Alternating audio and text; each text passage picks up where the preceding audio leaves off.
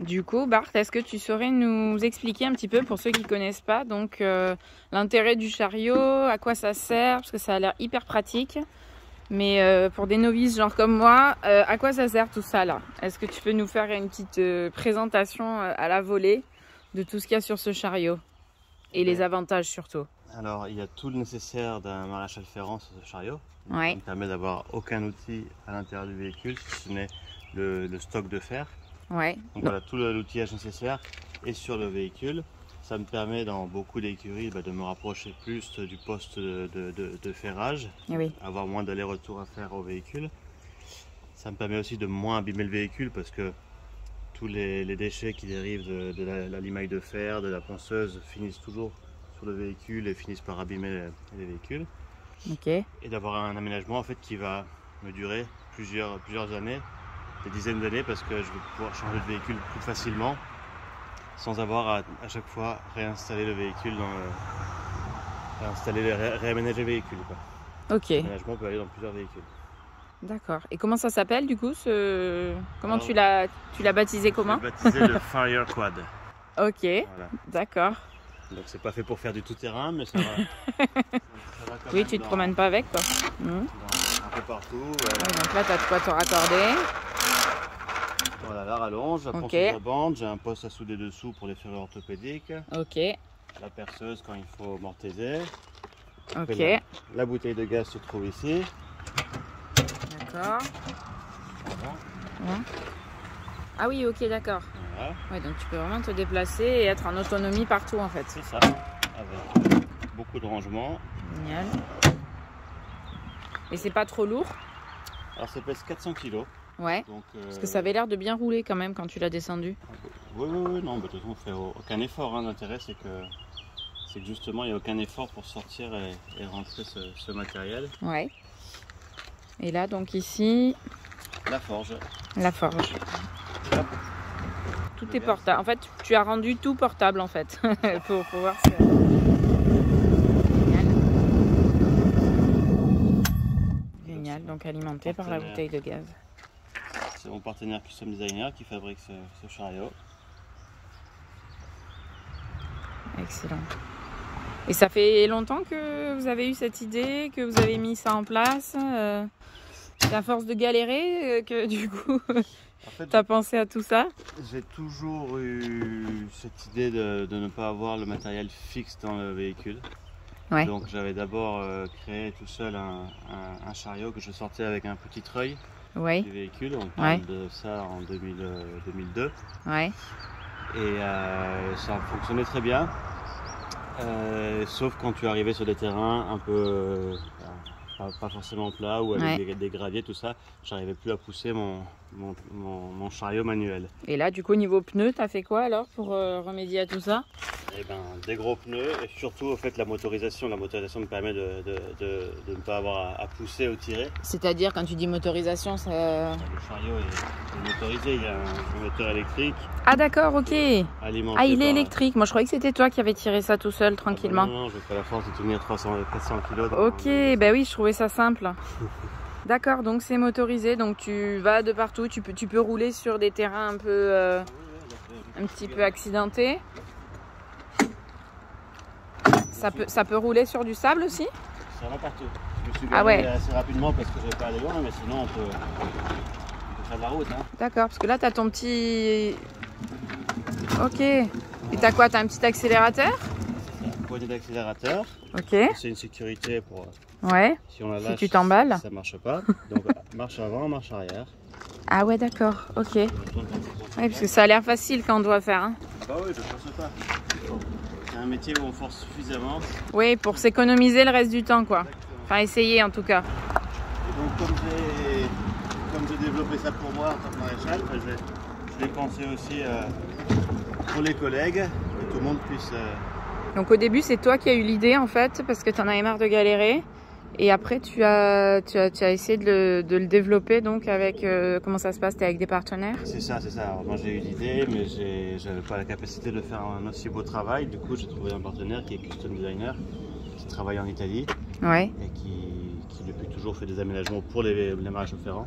Ok. Et Et donc c'est le partenaire que j'ai choisi pour fabriquer ces quads et maintenant on les commercialise dans toute l'Europe. Ah ouais, commercialisé dans toute l'Europe. Ouais. Ok.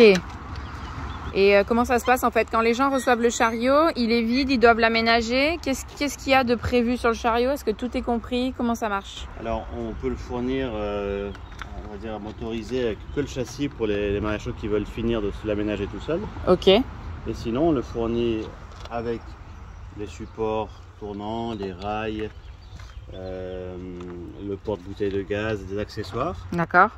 Ou encore, on peut encore le fournir vraiment avec toutes les machines. Pour un machin qui n'a pas de machine ou qui veut réinvestir dans ses machines, on peut le fournir vraiment. Quelqu'un qui démarre par exemple. Voilà. Fini avec tout. ponceuse à bande. Comme on le voit là quoi. Exactement. Ok. Donc avec vraiment tous les accessoires. C'est comme un véhicule avec ok. option, finition. Ouais, c'est ça. D'ailleurs, là vous voyez un format plutôt standard, mais il est, on va dire, standard, mais on en a fait des plus petits. Parce qu'on en a fait rentrer un dans un Peugeot partenaire. Ah ouais. Donc c'est vraiment petit. Donc pour les gens qui n'ont pas forcément un véhicule super adapté. C'est ça. Et c'est d'ailleurs très intéressant parce que la différence de prix entre un véhicule de cette taille-là, qui est un Ford Transit et un Peugeot partenaire, est de 8, 9 ou 10 000 euros des fois à l'achat. Et ces 10 000 euros qui sont économisés peuvent être mis sur la machine. D'accord. D'acheter un véhicule moins grand, ouais. Car de toute façon tout le matériel est à l'extérieur. Ok. Mais là, du coup, au niveau de la taille du chariot qu'on voit là, ça change beaucoup pour les petits véhicules? Tout l'outillage rentrera. Il y a tout qui rentre. Ouais, ouais. C'est juste en version réduite, quoi. Tout à fait. Compact. Parce qu'en fait, ici, on va dire de la place perdue. Ici, il n'y a pas de... C'est pas optimisé parce ouais, qu'il n'y ouais. a pas la nécessité. Mais tout le matériel, c'est le même que ce qu'on voit là, mais dans une organisation plus réduite. Plus compact. Ok. Et si on parle des choses qui fâchent, en termes de prix, quand on va du simple chariot motorisé au chariot clé en main, on va dire, pouvoir démarrer de suite à travailler avec tous les accessoires pour un maréchal qui démarre par exemple, c'est quoi à peu près à la louche parce que j'imagine qu'après on peut personnaliser, on doit pouvoir faire des demandes particulières sur ce chariot. On peut faire des demandes particulières dans la limite du raisonnable, en fait, du poids et de l'espace. Que ça soit faisable. Si j'ai un camion tout petit, je vais pouvoir mettre peut-être moins d'outillage ou il faut faire des compromis forcément. On va dire qu'un chariot standard sans l'outillage est à 10 000 euros. D'accord. Un chariot châssis est aux alentours de 6 000 euros. Mmh. Et clé en main avec tout l'outillage dessus, je pense qu'on s'approche plus des 14 000 euros parce que. D'accord. Bah oui, non, mais rien que le matériel euros, déjà. Une forge coûte 1 000 euros, une enclume un peu moins, mais bon, voilà. Ouais. Mais bon, c'est vrai que c'est un métier où avec un investissement de 10 12 000 euros, on part pour des années là. Voilà, on part pour des années. D'accord. Ah ouais, non, parce que c'est vraiment impressionnant d'avoir tout. Et puis l'avantage, c'est ça, c'est que tu peux t'approcher d'un paddock, un cheval qui a des soucis, tu peux venir jusque dans le paddock avec, près d'un box pas trop accessible. C'est vraiment... T'as tout là, quoi. T'as pas besoin de faire des allers-retours jusqu'au camion, quoi. Voilà, et la largeur du véhicule, d'ailleurs, est étudiée pour rentrer dans un box. Donc si à la limite, j'ai pas d'abri, je peux toujours ouvrir un box et rentrer le véhicule dans... Ouais, on voit que c'est pas très large. Voilà. D'accord. Après, l'objectif, parce que les maréchaux peuvent avoir peur, l'objectif, c'est pas d'aller ferrer dans les paddocks. L'objectif, c'est d'apporter du confort de travail. Bien sûr. De faire moins d'aller-retour et d'économiser les véhicules. Les véhicules, à une époque, étaient étudiés pour durer 10 ans, 15 ans, 20 ans. Maintenant, ils ne sont plus étudiés pour ça. Donc, il faut régulièrement changer ces véhicules, tous les 3 ans, 4 ans maximum, si tout va bien. Et du coup, la problématique aménagement véhicule se repose tous les 4 ans. Ah oui, d'accord. Moi non, moi je change de véhicule dans 2 ans.